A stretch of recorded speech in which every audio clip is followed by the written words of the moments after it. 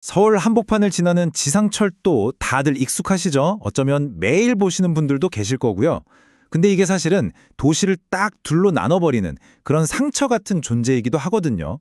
이 철도를 땅 밑으로 싹 다 집어넣는 정말 어마어마한 계획이 지금 논의되고 있는데 여기서 제일 큰 문제가 뭘까요? 맞습니다. 바로 돈이죠. 오늘 이 엄청난 비용 문제를 어떻게 풀 수 있을지 그 기발한 해법을 한번 제대로 파헤쳐 보겠습니다.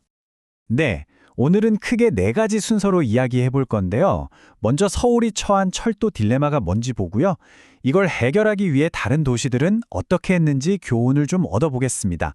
그리고 나서 서울에 딱 맞는 새로운 청사진은 뭔지, 또 이걸 어떻게 현실로 만들 수 있을지 차근차근 짚어볼게요. 참 아이러니하죠. 서울의 철도는 수많은 사람들을 실어 나르는 도시의 생명줄, 그러니까 동맥 같은 역할을 하는데 바로 그 존재가 도시를 가르고 사람들을 갈라놓는 깊은 흉터가 되기도 한다는 거. 바로 이 모순에서 오늘 우리의 이야기가 시작됩니다. 자, 그럼 첫 번째로 서울의 철도 딜레마입니다. 이게 대체 얼마나 심각한 문제인지 그 규모부터 한번 체감해보고 그 속사정도 자세히 들여다보겠습니다. 101.2km. 이게 무슨 숫자냐면요. 서울의 심장부를 말 그대로 관통하고 있는 지상철도의 총 길입니다. 상상이 가시나요? 이렇게나 긴 철로가 세계적인 대도시 한가운데를 떡하니 차지하고 있다는 것, 이건 정말 보통 심각한 도시 문제가 아니죠. 그러니까 이게 그냥 자리를 차지하는 걸 넘어서는 문제인 거예요. 바로 옆 동네인데 철길 때문에 빙 돌아가야 하고 또 창문 열면 들려오는 소음이랑 먼지는 어떻고요. 주변 땅값이나 개발에도 당연히 영향을 주겠죠. 말 그대로 서울의 성장 가능성을 야금야금 갉아먹고 있는 그런 오래된 흉터라고 보시면 됩니다. 그런데 말이죠.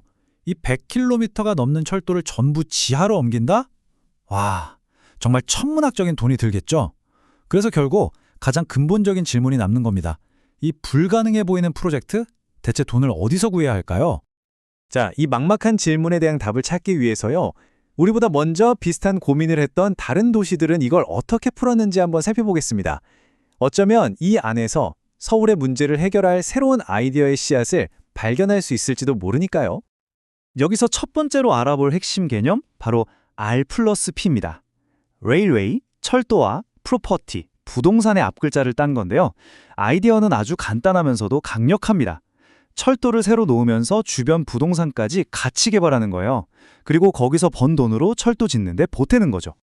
이 R 플러스 P 모델을 거의 예술의 경지로 끌어올린 곳이 있습니다. 바로 홍콩의 MTRC인데요. 정부가 MTRC라는 회사에 역 주변 땅을 독점적으로 개발할 권리를 줍니다. 그럼 MTRC는 민간 회사랑 손잡고 거기에 으리으리한 주상복합을 짓고 거기서 번 돈으로 또 다른 지하철 노선을 까든 거예요. 교통사업을 돈 버는 도시개발 사업으로 만들어버린 거죠. 자, 이걸 조금 더 넓은 개념으로 보면 가치 포착, 영어로는 밸류 캡처라는 게 나옵니다. 논리는 되게 간단해요. 우리가 낸 세금으로 정부가 지하철역을 만들면 주변 땅값이 막 오르잖아요. 근데 그 이익은 대부분 땅 주인 개인에게 돌아가죠. 가치 포착은 바로 이렇게 공공투자가 만들어낸 사적인 이익의 일부를 다시 걷어들여서 또 다른 공공사업에 쓰자는 아이디어입니다. 그럼 그 가치는 어떻게 포착할까요? 방법은 여러 가지가 있습니다. 개발사한테 더 높게 짓게 해줄 테니 돈 좀 내세요 하는 개발부담금도 있고요. 지하철역 생겨서 직접적으로 이득 본 땅에 세금을 조금 더 매기는 방법도 있죠. 심지어 미래에 세금이 더 거칠 걸 예상하고 그걸 담보로 돈을 미리 빌려 쓰는 TIF 같은 금융기법도 있습니다. 다들 이 추상적인 개념을 현실로 만들어주는 구체적인 도구들인 셈이죠. 일본 케이스는 여기서 한 발 더 나아가서 정말 흥미롭습니다. 일본의 민간철도 회사들은요, 아예 처음부터 작정하고 철도 노선을 따라서 도시를 통째로 만들어버렸어요. 역 바로 위에는 백화점을 짓고 그 주변엔 아파트 단지를 짓는 거죠. 사람들이 자기네 기차를 탈 수밖에 없게끔 일부러 수요를 만들어낸 겁니다. 정말 대단하죠? 자, 그럼 지금까지 살펴본 해외의 이런 기발한 아이디어들, 이걸 우리 서울 땅에는 어떻게 심을 수 있을까요? 지금부터는 서울에 딱 맞는 구체적인 청사진을 한번 그려보겠습니다.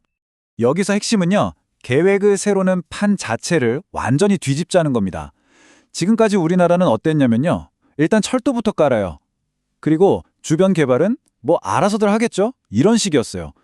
교통이랑 도시계획이 완전히 따로 놀았던 거죠. 근데 이제 제안하는 새로운 방식은 그게 아닙니다. 철도를 놓기 전에 아예 처음부터 이 주변은 이런 식으로 싹 다 개발합시다 하고 큰 그림을 먼저 그리는 거예요. 그렇게 해야 개발 이익이 다른 데로 새지 않고 고스란히 이 철도 사업에 다시 쓰일 수 있도록 길을 터주는 거죠. 처음부터요. 이 새로운 청사진의 심장이라고 할 수 있는 게 바로 역세권 통합지구 단위 계획인데요. 세 단계로 나눠볼 수 있어요.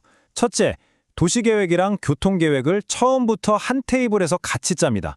둘째, 그렇게 해서 생기는 개발 이익은 다른 데 못 쓰게 하고 오직 철도 사업에만 쓰도록 딱 못을 박는 거죠. 그리고 마지막으로 이렇게 모인 돈을 투명하게 관리하고 재투자할 전용 돈주머니, 즉 기금을 만드는 겁니다. 계획부터 돈 조달, 재투자까지 하나로 쭉 이어지는 시스템인 거죠. 방금 말씀드린 그 전용 돈주머니, 그게 바로 이 역세권 통합개발 기금입니다. 역 주변에서 개발 사업을 하는 회사들이 내는 일종의 기부금 같은 돈들을 차곡차곡 모아서요. 그 돈을 다른 곳도 아니고 오로지 철도를 새로 짓고 고치는 데만 쓰는 그런 공공기금이라고 생각하시면 쉽습니다. 자, 보시면요. 이렇게 개발사들이 내는 돈, 또 공공이 가진 땅을 개발해서 번 돈, 이런 돈들이 하나의 기금으로 싹 모입니다. 그리고 이 기금에 모인 돈은 단 한 푼도 다른 데로 새지 않고 도시의 혈맥인 철도 프로젝트에 고스란히 다시 흘러들어가는 거죠. 이야, 정말 완벽한 선순환 구조가 만들어지는 겁니다. 자, 이제 거의 다 왔습니다. 마지막 퍼즐 조각인데요. 아무리 계획이 훌륭해도 이거 실제로 실행할 유능한 주체가 없으면 다 그림의 떡이겠죠. 과연 누가 이 복잡한 프로젝트를 지휘하는 총감독, 이른바 마스터 가드너가 될 수 있을까요? 바로 여기서 지금 우리 시스템의 한계가 드러납니다. 현재는요, 철로를 까는 기관, 그 위로 열차를 굴리는 기관, 또 그 주변 땅을 개발하는 주체들이 다 제각각이에요. 다들 자기 일만 하다 보니까 이 모든 걸 하나로 꿰어서 큰 그림을 그릴 컨트롤 타워가 없는 상황인 겁니다. 그렇기 때문에 해결책은 아주 명확해집니다. 철도 사업과 도시 개발, 이 두 가지를 모두 아우르면서 강력한 권한을 갖고 프로젝트를 이끌어갈 단 하나의 통합 주체가 반드시 필요하다는 거죠. 그럼 이 마스터 가드너 역할은 누가 할 수 있을까요? 그 가장 적합한 후보로 SH공사가 제안되고 있습니다. SH공사는 그동안 공공주택이나 도시재생 사업을 하면서 쌓아온 전문성과 노하우가 있잖아요.